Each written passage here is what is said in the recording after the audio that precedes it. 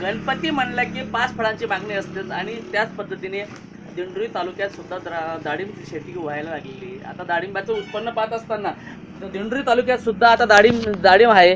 द्राक्ष पांढरी संबोधलं जाणार आहे दिंडोरी तालुका, पण त्याच्यामध्ये सुद्धा आता डाळिंबाचं उत्पन्न घेतलं जातं आहे. आता आपण जो पाहतोय हा 1 नंबर क्वालिटीचा माल आहे. ए ग्रेडचा माल याला म्हणतात. आणि ह्या माल आता शेतकऱ्याकडनं व्यापारी 80 रुपये किलोने पर किलो माल खरेदी करतात. आणि खरेदी केल्यानंतर त्याच्यामध्ये हा जो सडलेला माल असतो हा सुद्धा 80 रुपये किलोने जातो.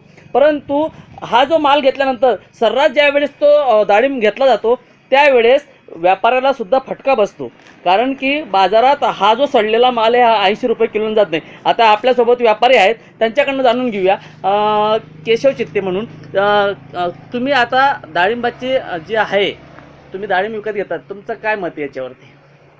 चालू वर्षी पाण्याची टंचाई असल्यामुळे मालाचा तुटवडा जाणवायला लागल्यामुळे चांगल्या मालाची जो प्रत आहे ती सध्या मिळणं मुश्किल आहे. त्यामुळे त्याची तेजी एवढी वाढून गेलेली आहे आणि त्यामुळे मार्केटमध्ये या पद्धतीची तेजी वाढून गेली आहे. शेतकरी बाकी भाव कमी करायला नाही म्हणतात.